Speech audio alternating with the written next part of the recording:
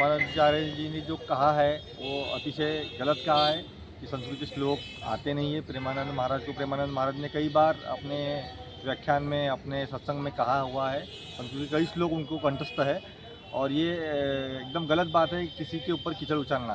प्रेमानंद महाराज एकदम तृण से भी नीचे समझते हैं खुद को और कई पद यात्राओं में वो सर्वसामान्य लोगों के भी पाँव छू लेते हैं, वृद्ध माताओं के पाँव छू लेते हैं। वो केवल श्री हरि भक्त है, श्री राधा भक्त है। राधा के बारे में ही वो बात करना चाहते हैं, बाकी विषयों से उन्हें कोई लेना देना नहीं है।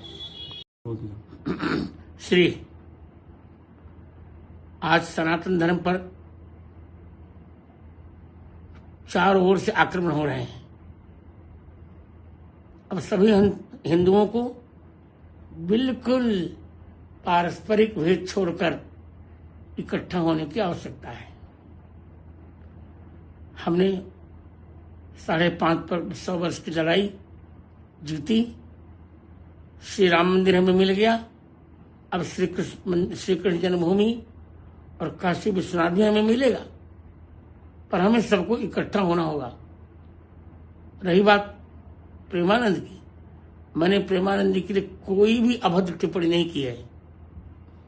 वे मुझे मेरी दृष्टि में एक बालक पुत्रवत हैं। मेरी अवस्था भी बड़ी है। एक आचार्य होने के नाते मैं सबको कहता हूं कि संस्कृत का अध्ययन करना चाहिए। आज जो सामान्य लोग चोला पहन करके वक्तव्य दे रहे हैं, जिनको एक अक्षर आता जाता नहीं, मैंने तो अपने उत्तराधिकारी रामचंद्र दास को भी कहा है कि बच्चे संस्कृत पढ़ना चाहिए। और मैं सबको कह रहा हूं, प्रत्येक हिंदू को संस्कृत पढ़ना चाहिए।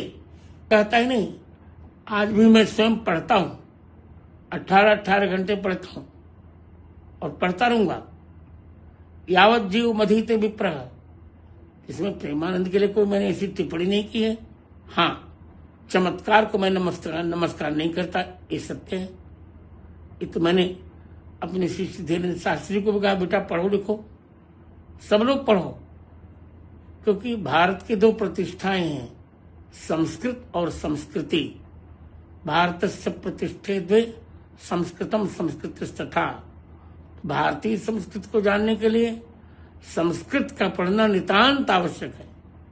मैं किसी के लिए कुछ भी नहीं कह रहा हूं, सभी संत मेरे लिए स्नेहभाजन हैं और स्नेहभाजन रहेंगे।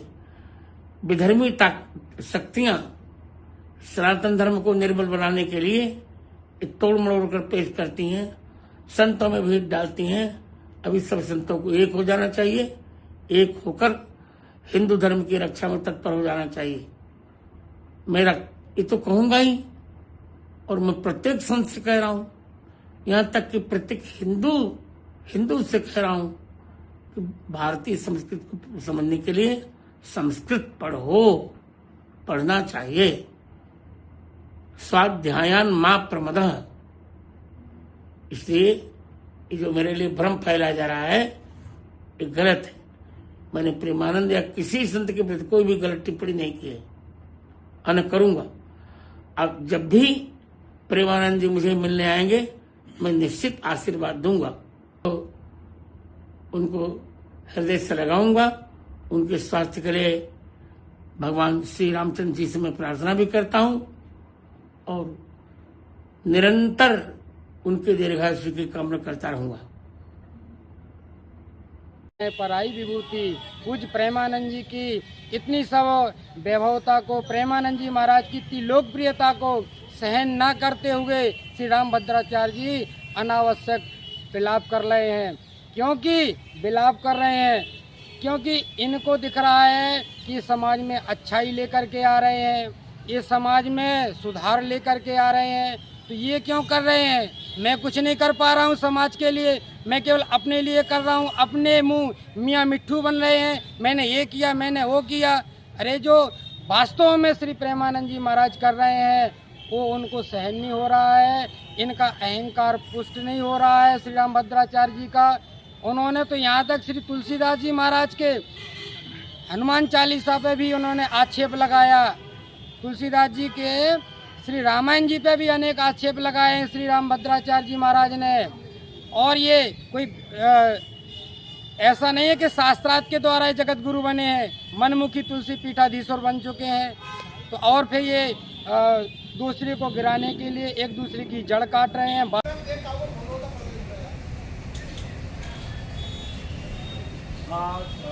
सबसे बड़ी बात है कि अभी जो बहुत ही गंभीर विषय है कि जैसे हमारे महाराष्ट्र से संत आए और महाराज जी आए, तो सबका एक सनातन धर्म की जय।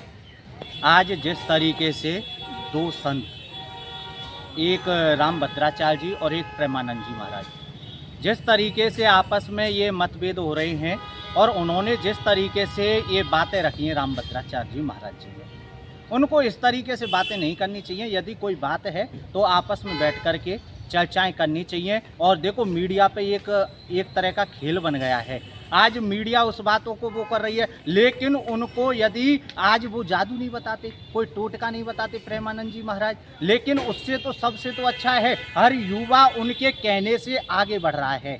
और कितने लोगों की जीवन बदल गए, कि कितने लोगों ने उनकी बातों को ध्यान से सुना। और एक बात और है कि जिस तरीके से शास्त्रार्थ की वो बात कर रहे हैं कि शास्त्रार्थ करना चाहिए, और ये मैं यही कहना चाहूँगा कि पूर्ण अंतर्यामी संसार में एक वो जगत परमेश्वर हैं, वही हैं, क्योंकि अपना अपना ज्ञान तो यथा सागर में है। सबके अंदर जितनी जिसकी बात होगी वो उतनी बात करेगा। लेकिन मैं ये भी कहना चाहूँगा, रामभद्राचार्य जी भी अच्छी बातें करते हैं, लेकिन कुछ समय का परिवर्तन लग रहा है। उनको इस तरीके की यदि कोई चर्चा है तो एकजुट होकर के और उनको सभी संत भगवान के साथ में मिलकर के चर्चाएँ करनी चाहिए। क्योंकि आज उन्होंने यदि कोई गलती दिख रही है या उन्होंने इतनी बातें कही भगवत गीता भागवत की, तो कोई गलती है तो उसे आपस में बैठ करके मतभेद को दूर करना चाहिए। इससे हमारे सनातन धर्म का विक्षेप हो रहा है। कुछ विधर्मी लोग हैं, समय का फायदा उठा रहे हैं और उनके ऊपर इस प्रकार की बातें रख रहे हैं।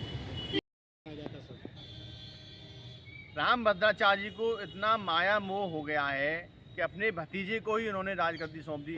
क्या अयोध्या में, वृंदावन में, चित्रकूट में इतने भी बड़े संत नहीं थे कि आपकी गद्दी को संभाल लें? तो ये आप माया मोह से निकले, फिर उसी माया मोह में चले गए। आप प्रेमानंद महाराज जी जैसे दिव्य संत के बारे में इस प्रकार की टिप्पणी कर रहे हैं, ये बहुत ही निंदनीय है।